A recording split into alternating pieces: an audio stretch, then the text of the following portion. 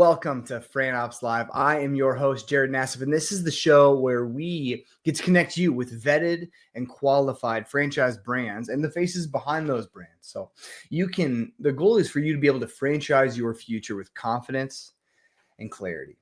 Now, today's conversation is one that every serious franchise buyer needs to hear. If you are beginning exploration or curious about franchise options that might be a good fit for you, you need to engage with this and engage with it well to the very end. We're talking about the biggest mistakes franchise buyers make during due diligence. Now, to unpack it, I've got an incredible guest join us today, David Nilssen, the founder and CEO of DOXA Talent. Now, David's no stranger to entrepreneurship or franchising. In fact, he's helped over 30,000 entrepreneurs secure more than $7 billion to start businesses through Guidant Financial. And now with DOXA, he's helping business owners scale smarter through global staffing, empowering U.S. companies to access elite full-time talent from the Philippines, Colombia, and while also then creating meaningful work all around the globe. He currently leads a team of over 800 remote professionals with zero office space and has built a culture recognized by Inc. magazine, the SBA, and multiple Best Place to Work awards. So we're going to dive right into the patterns David has seen over the years where franchise buyers, where they get it wrong and what they should really be looking for in a franchisor, in a system, and how to do true due diligence the right way. Far too many people have become scammed or tricked or manipulated and have lost millions and millions and have lost several years of their life. That is not what this is about. That's not how franchising thrives. So this is a critical conversation for us today. So grab your notebook, grab some coffee, get comfortable, and let's get into it. Let's franchise your future.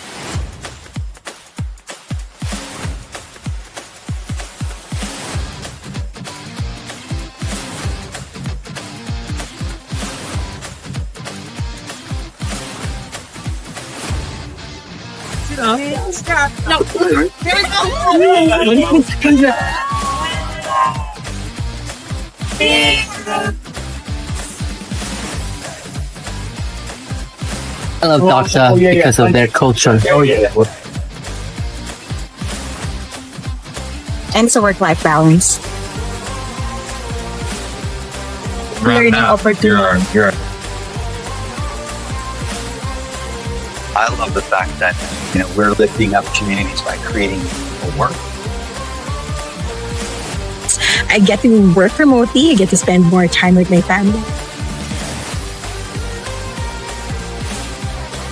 Motivates us to do good every single day. It is our VIPs and our clients. DOXA is one of the fastest growing company in the Philippines, and I'm glad to be part of DOXA. Our experience working with DOXA VIPs has exceeded our expectations. Recognition that our talent here, this team has to be the same team as what I have at home. What I love most about DOXA is that they're really aligned with our values, and the talent has just been amazing.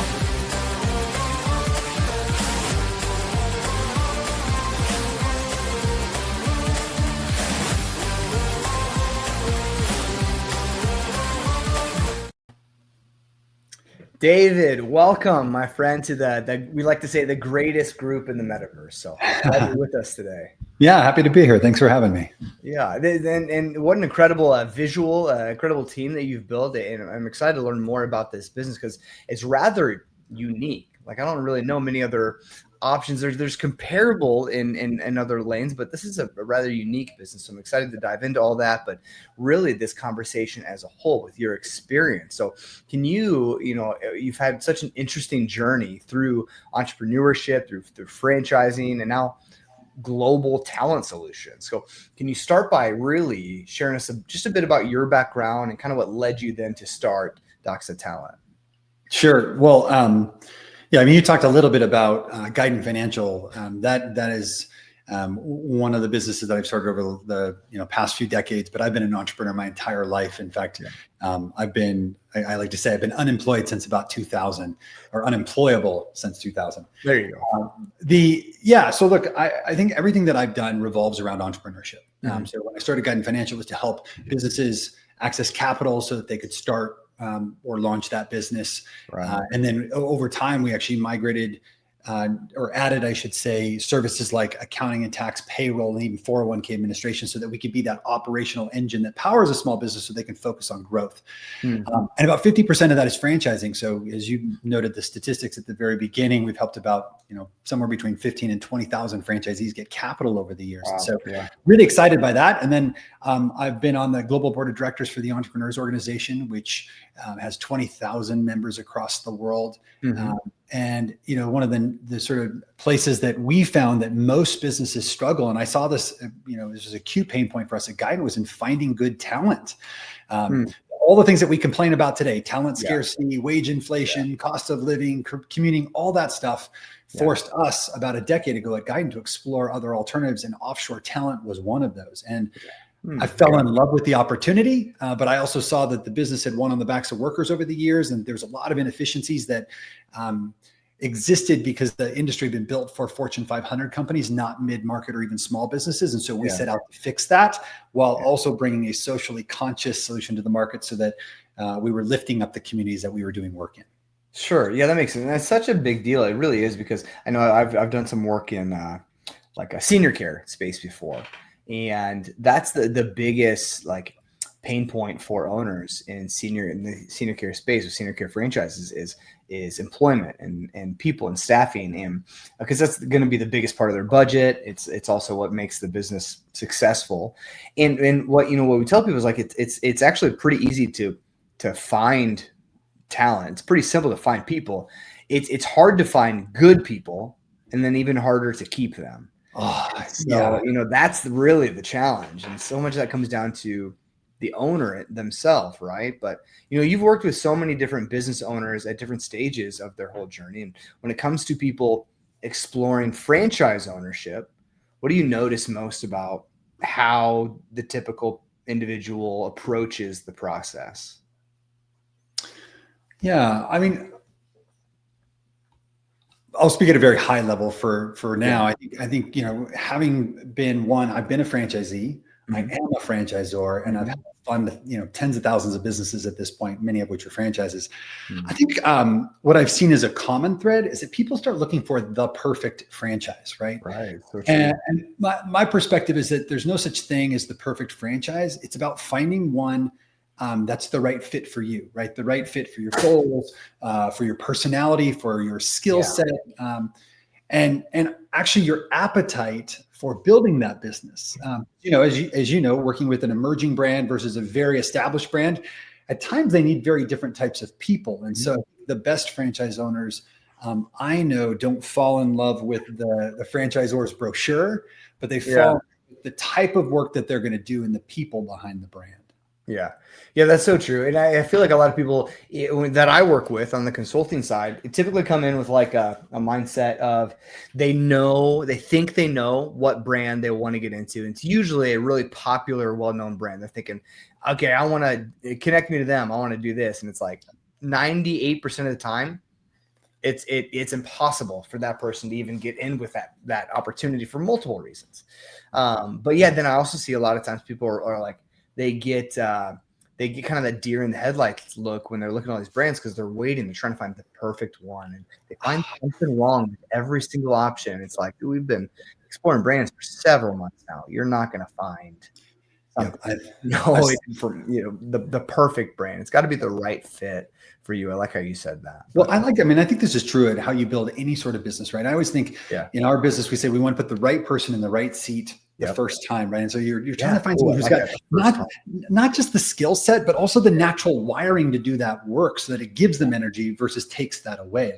Our model is a very sales driven model. So for somebody who's uncomfortable with networking, or who has a fear of rejection, or that is not going to give them energy on a daily basis. It's going to tax their time versus add that. So I think it's really important that people not fall in love with the brand, but fall in love with what it represents for them to be able to create for their own life. Yeah, I love that you look for, like, you're picturing that the person understanding what's going to energize them. I like that language, that you're thinking from their perspective. I care about you as a person. What's going to energize you? And if you're this kind of person, this business will energize you. If not, it's going to drain you. So, like, speak into that just a second before we really dive into this conversation of some of the biggest mistakes we see. Tell us a little bit more about, like, what is DOXA ultimately looking for? What kind of individual thrives and is energized by becoming a franchisee with DOXA?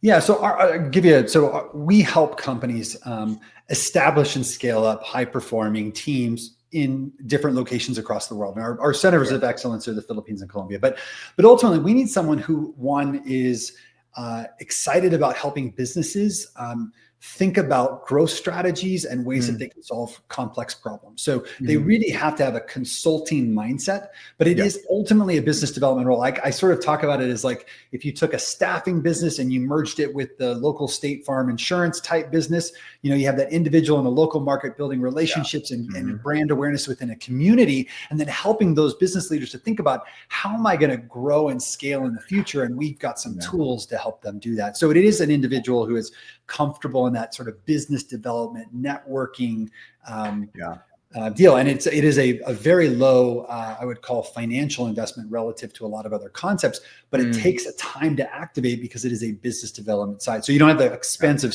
setting up a storefront, but you do have sort of more of the time to require to sort of build that brand awareness. Well, relationships on any level take time to develop. You can't build old friendships overnight. That's exactly right. But today's topic really is one I think that it's going to hit home for so many of our viewers, right? Is due diligence. So from your experience, what's the number one mistake that you see franchise buyers make during the discovery process?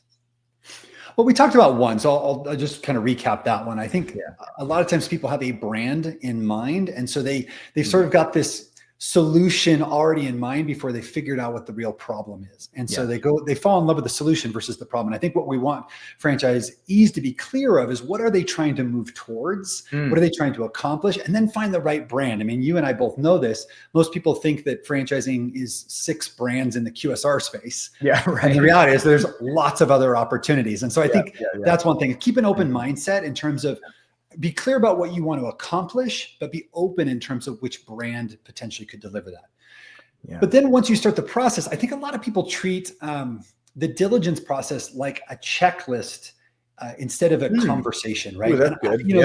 You can review every number in an FDD, but I don't think you always walk away with a clear sense of how that franchisor shows up for their owners and what the real sort of day-to-day partnership looks like. So in that particular case, a lot of people are flying blind. And so I would just underscore that this is a relationship business long before it's a revenue business. So what does it look like from DOXA's perspective, the difference between, a checklist and a conversation?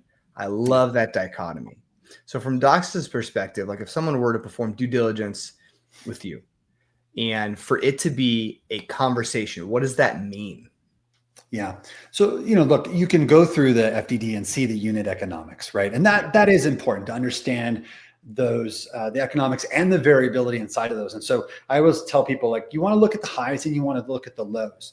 But what I would want to do is also make sure that I speak to people in between, who are performing sort of in between what I would think those high and low standards are. Okay. To understand that, I also think that they should talk to the people who are really performing well in the system and be able to articulate why they're performing at the high of that. That's right? The key. Yeah. So I think that's really important to understand, is who are the high performers, but not just who they are, but why are they high performers? What are the actions and things that they're doing differently? Because if you want to be a high performer, then you have to be willing to do something similar. So that would be one. The second one, I think, is really a conversation around support infrastructure.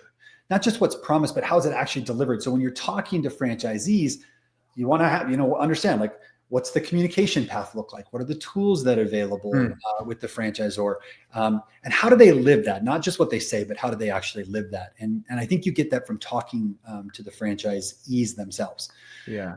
And the third one, and every business that I've been in has been a people-oriented business. So for me, culture is extremely fit. And I have this belief, I go to work and I spend more time in the office than I do with my family, at least while I'm awake. And so I better love what I do and enjoy who I work with. Otherwise, what's the point?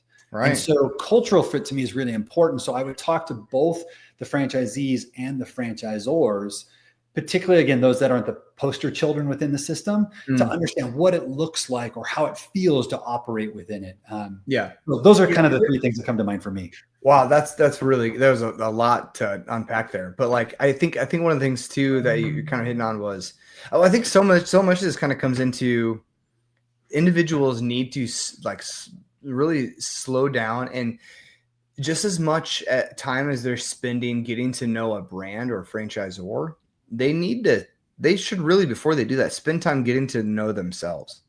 I feel like I work with a lot of individuals that like, you don't even really know yourself, your own values. Like you don't even know what kind of lifestyle. Have you really thought about that? Like when you say, I want to own this really well-known fast food restaurant concept, is like, have you ever experienced life as a restaurateur? Like, do you understand, especially with you with little kids, like, are you going to be willing to do this and this and this rather than this? And even with the idea of like a relationship building concept, where they're thinking, okay, this is cool. A lot of companies could really use outsource staffing, outsource their staffing needs, and there's huge interest for that. But do you like being around people? Like, are you energized with people, or do you just view them as a commodity or a means to an end? Because if so, this may not be the right fit. So a lot of times people, I feel like, don't spend time getting to know themselves well enough to determine, when we say we're trying to find the right fit, what does that even mean? 100%. I mean, this is why I brought up earlier the right person in the right seat the first time. And that could be a franchisee, that could be an employee. It doesn't really matter. What I don't want to do is hire an accountant who really wants to be in a social situation 24/7, right? Or someone who's social and has no attention to detail to be an accountant. That's just not going to be a recipe for success. And to your point, every model needs a different type of operator, right? And I think people need to get clear about what gives them energy, what sort of motivates them, what's their purpose. Because if they have a weak purpose, then they're going to have a hard time committing to anything. Yeah, and typically burn out and quit much sooner. Absolutely. Yeah, I've heard it said too, if the why is strong enough, the how will take care of itself. And so really people need to hone in on what you're saying, the purpose, the motivation, the driver behind, and does this business or does this opportunity align with and ultimately fulfill your motivations? That's such a key aspect to it. But you also mentioned the financial side of it too, right? Like people in the due diligence, they always want to review the financials, the item 19 of an FDD, what the item 7 and so looks like as well. What are those expectations? But what about outside of that? Is there anything that you see, like maybe some of the less obvious areas that individuals should maybe be spending more time investigating? Well, one that comes to mind for me is the leadership behind the brand. I was taught early, one of my first mentors told me, Dave, no matter what, the moment you write a business plan, it's wrong. We bet on the entrepreneurs and the leaders behind a business more so than the business itself. And that's because we know that over time, things will change and the business needs to adapt regardless of how strong the model might be. And so I think it's important to understand, how do they make decisions? How candid a conversation do they have? I can tell you, like in our franchise development process, my entire leadership body meets with the franchisee before we make a decision to award a franchise or before they've decided whether they want to be a part of our team, because we think culture is so important. Because as you know, the franchisor is only as successful as its franchisees as a group. And that is we're getting married, right? So there's got to be some real alignment in terms of how we deal under pressure, whether we're investing in the long game. And so I think a weak team will oversell the value and avoids those hard conversations. And I think you can definitely feel the difference. And so I would take time to get to know the leadership before making a decision on brand. Is there anything specific about that, about the weaker leadership, without throwing anyone under the bus and any examples in that way, but like from in general, from the franchisor side, what do you think it is often failed to communicate clearly to candidates during the due diligence? That's a good question. I mean, I don't know. I've only been through a few sort of diligence processes as a prospective franchisee in the past, and it's been a while since that was the case. So what I can tell you from my perspective, the things that we definitely want to make sure that we discuss, what's happening in the market? Like, what are the market dynamics that make this a compelling and interesting opportunity long-term? So we talked about staffing earlier, right?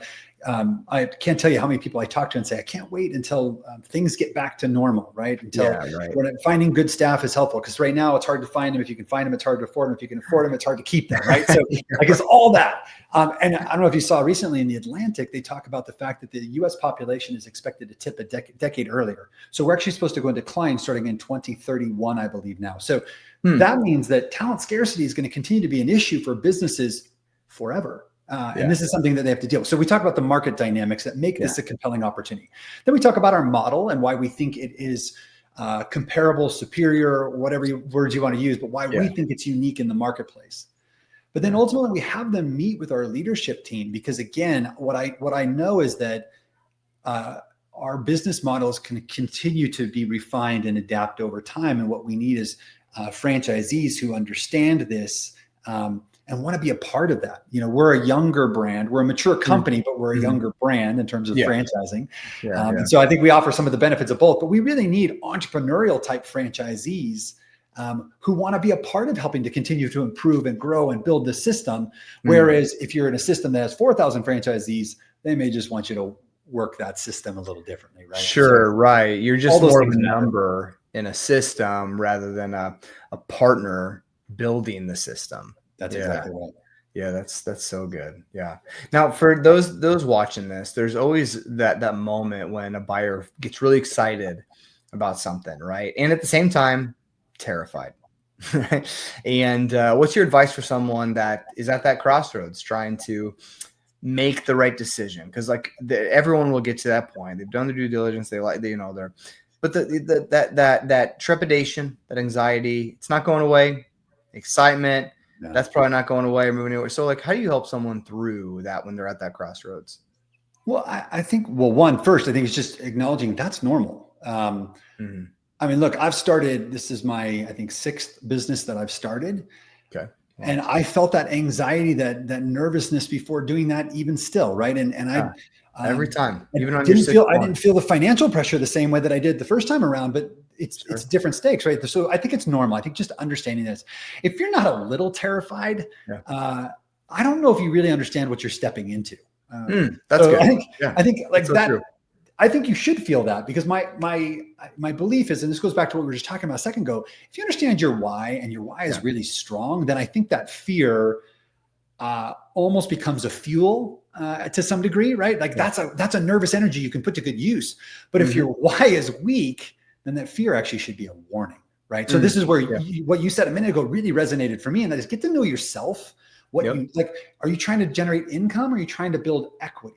Are you do you want to be king of a smaller enterprise, or do you want to be rich because you have a larger enterprise but play maybe a smaller role in that? Do you want to be out in the market, customer facing? Do you want to be behind the scenes, right? There's a lot of things to explore and understand about yourself, but if you're really clear on that, then that nervous energy should actually be fuel for your future. Yeah, wow, that's so good. And it goes back to, you've got to be clear on who you are. So you've got to spend time learning about that.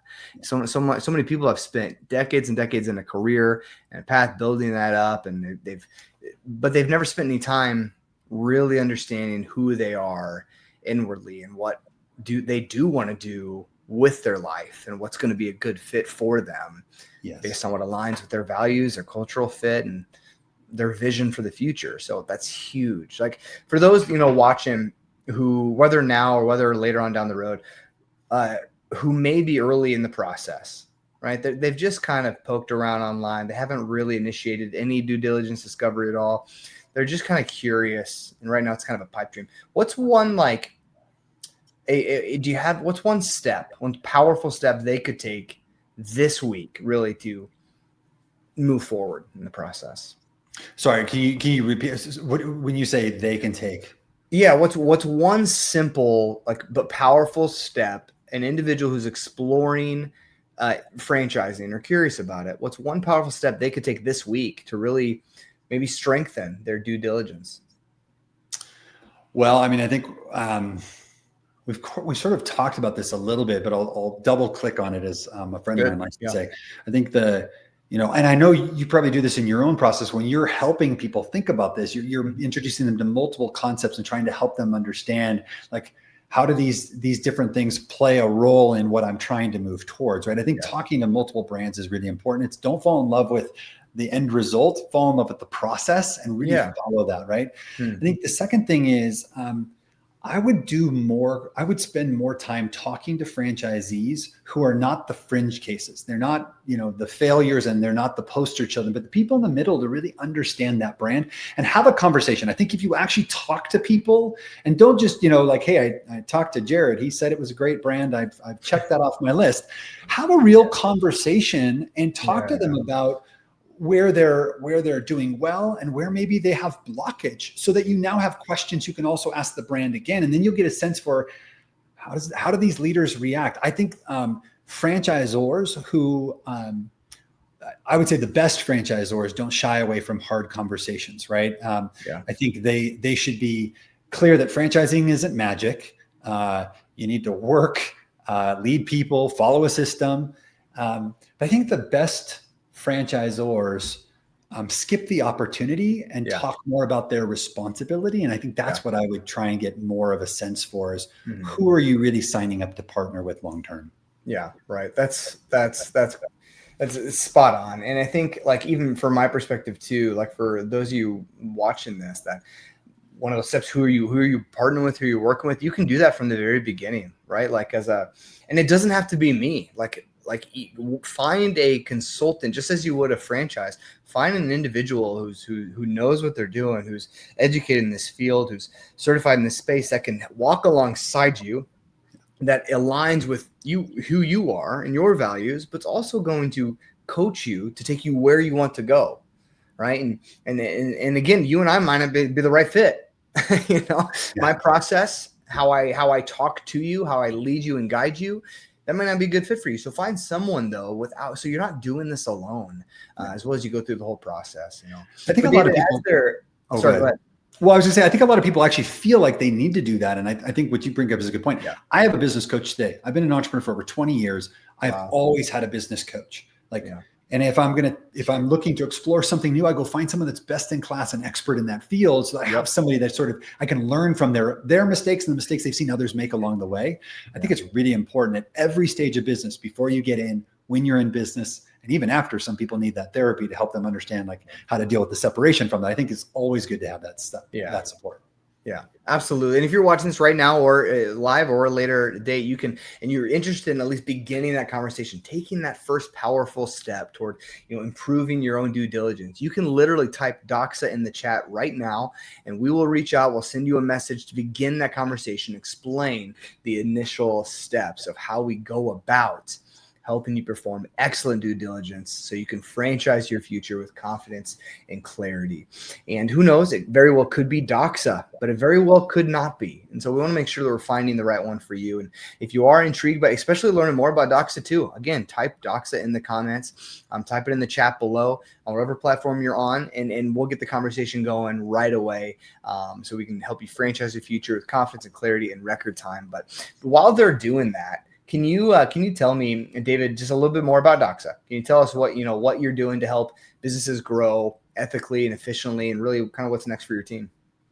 Sure. Yeah. Well, so DOXA helps businesses, right, with establishing high performance global teams, and we do it in an ethical way. As I said earlier, one of the things I didn't like about the industry is that it was really predicated on finding the cheapest labor humanly possible, when we felt like there was an opportunity for us to provide really great jobs that pay well, that provide full family benefits, and allow them to work in a remote environment in a secured way, so it's not compromising data and security, while at the same time providing a great cost arbitrage benefit and world-class talent to our clients, and then allowing us to build a great team. So, we help people with things from bookkeepers to analysts to sales and so on. What's next for us? We're continuing to build a people-first platform that helps our business clients grow and talent to thrive. And we're expanding our franchise network. So really excited about the work that's being done there. We're investing heavily in training and culture and technology and exploring new ways to help companies scale smarter. And I would say that AI and analytics are the two areas that we're making really big investments in our model that will evolve to help deliver more value to our clients and then ultimately our franchisees long-term. So I think, those are the things that right now are top of mind for us and where we're making some explicit investments. Wow. That's so good. David, thank you so much for your time, your wisdom, and just your passion for people and your business. And I really admire that about you and your genuineness as it relates. And we need more people like that in business. And so I'm glad you've been doing this for so long. And your circle of influence continues to grow. And that needs to be the case with just who you are. So I appreciate it. Again, thanks for being a part of this. And looking forward to hopefully sending you some people that are a good fit for DOXA and DOXA is a good fit for them, and would love to help you guys expand that way too. So we appreciate that. We'd love that as well. And thanks for having me on. I appreciate the conversation.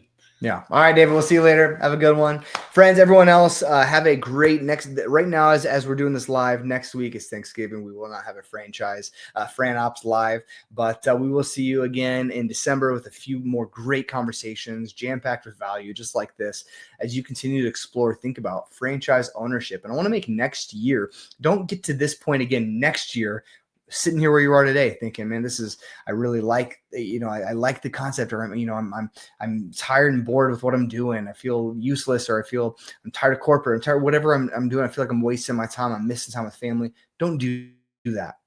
And let's get the conversation going today to really help you explore what the rest of your life, or at least the next chapter of your life, could ultimately look like. Type DOXA in the comments. We'll get a conversation going. Until then, my friends, we'll see you all later.